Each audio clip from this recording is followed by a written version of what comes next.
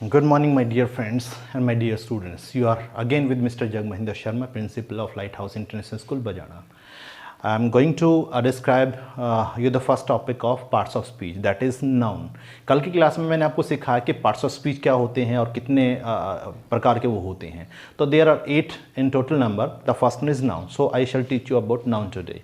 So let us study about the parts of speech noun topic. Okay. So first of all we have to study the definition of noun. Noun की definition आपने easily हर book में कहीं ना कोई 6th class से 5th class से आपको आने शुरू हो जाती है. सो नाउन की डेफिनेशन क्या होती है आपने हिंदी में पढ़ी है. किसी व्यक्ति वस्तु स्थान आदि के नाम को क्या बोलते हैं, नाउन बोलते हैं. So let us study the name of a person, place, thing, quality और आइडिया. अब नई जो डेफिनेशंस आती है उसमें क्वालिटी और आइडिया ये दो चीज़ें जोड़ दी गई हैं. So the name of a person, place, thing, quality और आइडिया इज कॉल्ड नाउन. किसी व्यक्ति, वस्तु, स्थान, गुण या किसी विचार के नाम को क्या बोला जाता है, नाउन बोला जाता है. For example Reema. रीमा किसका नाम है? Reema is the name of a lady. एक पर्सन, एक व्यक्ति का नाम है, किसी औरत का नाम है, चलो तो वो पर्सन की कैटेगरी में आती है. So it is the name of a person. Okay. यहाँ पे कोई रमेश हो सकता है, गीता हो सकती है, मोहन हो सकता है, रोहित हो सकता है, कोई भी नेम हो सकता है. Okay. Place like Gohana. If you talk about Gohana, Gohana is also the name of a place, एक स्थान का नाम है. Pen is the name of a thing, किसी वस्तु का नाम है. क्वालिटी, ऑनेस्टी, किसी व्यक्ति की क्वालिटी कि वो ऑनेस्ट है, उसके पास ऑनेस्टी है, ईमानदारी है.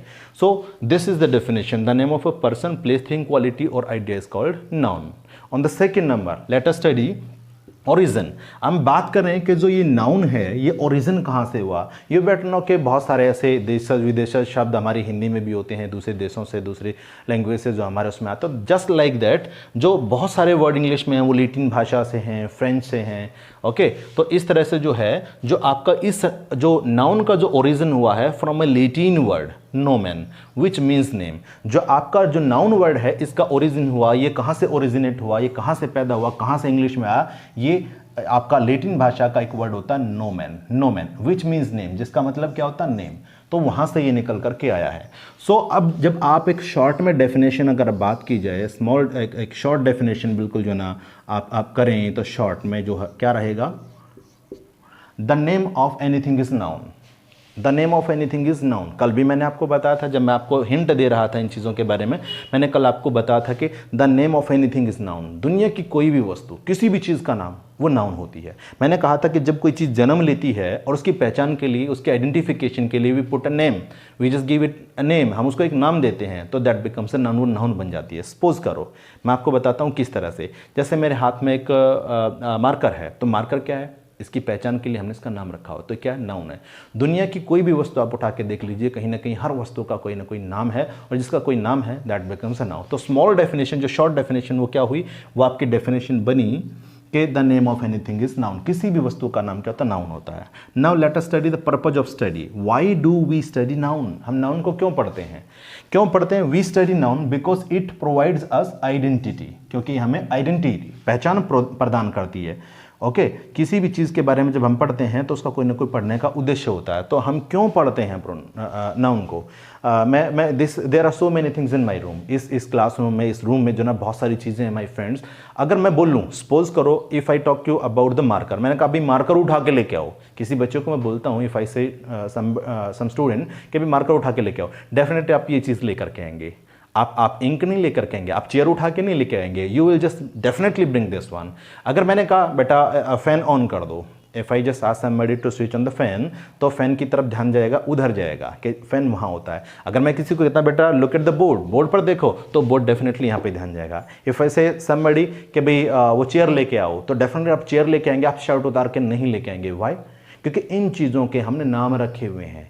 हमने जब एक चीज़ बनाई, जब किसी संयोग वश जो भी कोई पहली बार जब कोई चीज़ बनती है, वो इसका आविष्कार होता है, तो उसकी पहचान, उसको दूसरों से अलग करने के लिए हम क्या रख देते हैं, कोई ना कोई नेम रख देते हैं. वो पहचान के लिए होता है कि ये चीज़ इस नाम से जानी जाएगी, इस नाम से इसकी पहचान होगी. That's why we study noun. तो पर्पज ऑफ स्टडी क्या रहा कि ये it provides us identification of anything. किसी भी चीज़ की आइडेंटिफिकेशन प्रोवाइड कराती है. Okay, got it. यहाँ तक समझ में आया कि नहीं आया.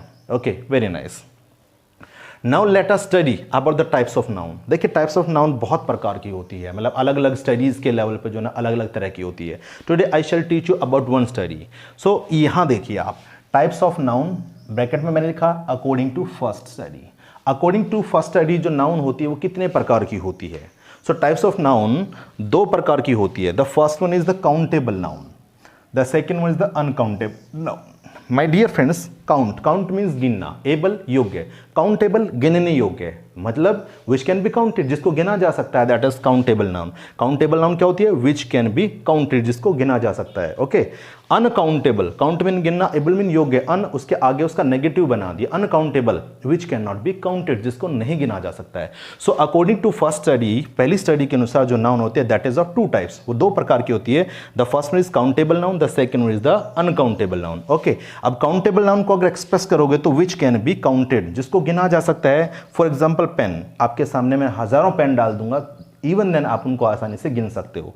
आपके सामने शर्ट रख दी मैंने, शर्ट्स को गिना जा सकता है, मोबाइल जोन को गिना जा सकता है। तो आई मीन टू से कि ये ऐसी चीज़ें जिनको गिना जा सकता है, तो ये काउंटेबल नाउन होती हैं।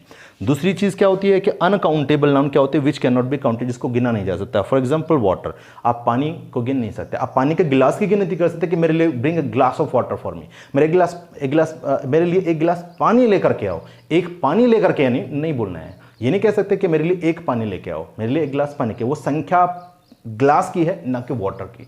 तो वाटर क्या होता है? Is uncountable noun. शुगर, चीनी, मेरे को एक चीनी दे दो, ऐसा कोई नहीं बोलता, सो इट इज अनकाउंटेबल। मिल्क, मेरे को एक दूध दे दो, मेरे को 1 किलो दूध दे दो, वो उसकी क्वांटिटी वो अलग तरह से होती है। तो जो मिल्क होता है, वाटर होता है, शुगर होती है, these are uncountable noun. My dear friends, इससे पहले थोड़ा सा मैं आगे बढ़ूँ, I shall teach you further in the tomorrow's class, but today's class में थोड़ा सा इसको और इलेबोरेट करना चाहूँगा। जो काउंटेबल नाउन होती है उसकी एक फीचर और होती है, जो काउंटेबल नाउन होती है that can be in singular as well as in plural. वो सिंगुलर में भी हो सकती है, प्लूरल में भी हो सकती है। जैसे पेन होता है, पेन सिंगुलर है, इसका पेन्स, इसका प्लूरल बन सकता है। शर्ट है, शर्ट्स हो सकता है। मिल्क है, मोबाइल है, मोबाइल का मोबाइल्स हो सकता है। सो कहने का मतलब क्या है कि जो काउंटेबल नाउन होती है वो सिंगुलर भी हो सकती है और प्लूरल भी हो सकती है। जब ये सिंगुलर होती है तो इसके साथ सिंगुलर वाली वर्ब लगती है, और जो प्लूरल होती है तो इसके साथ प्लूरल वाली वर्ब लग जाती है। But if you talk about the uncountable noun, uncountable noun is always in singular. जो अनकाउंटेबल नाउन होती है उसका कभी प्लूरल नहीं बनता। Okay, that is always in singular form और ऑलवेज टेक्स सिंगुलर वर्ब, और हमेशा उसके साथ जो हेल्पिंग वर्ब बोल लो या वर्ब बोल लो उसके साथ जो है हमेशा वो सिंगुलर वाली ही लगती है। फॉर एग्जाम्पल वाटर, वाटर का वाटर्स नहीं कर सकते आप, एज अ वर्ब तो कर सकते हैं, ही वाटर्स इन द प्लांट्स, वो पौधों में पानी देता है, एज अ वर्ब तो कर सकते हैं, लेकिन नाउन के रूप में वाटर मीन पानी, तो वर्ब के रूप में नहीं है, वो वाटर पानी देना होता है वर्ब के रूप में। लेकिन अगर आप इसको नाउन के रूप में लेंगे तो उसके पीछे एस कभी नहीं लगाया जा सकता। ओके, वैसे सुगर्स नहीं बोल सकते, मिल्क्स नहीं बोल सकते। मिल्क को जब आप एज अ वर्ब स्टडी करते हैं, जैसे ही मिल्क्स द काउ, वो गाय का दूध निकालता है। ओके, तो उस अवस्था में वर्ब नाउन के रूप में नहीं आया, वो वर्ब के रूप में आया है। जहां पे प्रेजेंट सिंपल वाला स्ट्रक्चर चला हुआ है तो वो वर्ब के रूप में आया, लेकिन नाउन के रूप में इसका कभी भी प्लूरल नहीं बनता है। So it is always in singular form and takes the singular verb. In today's class this is sufficient for today. Thank you, have a nice day. Got it?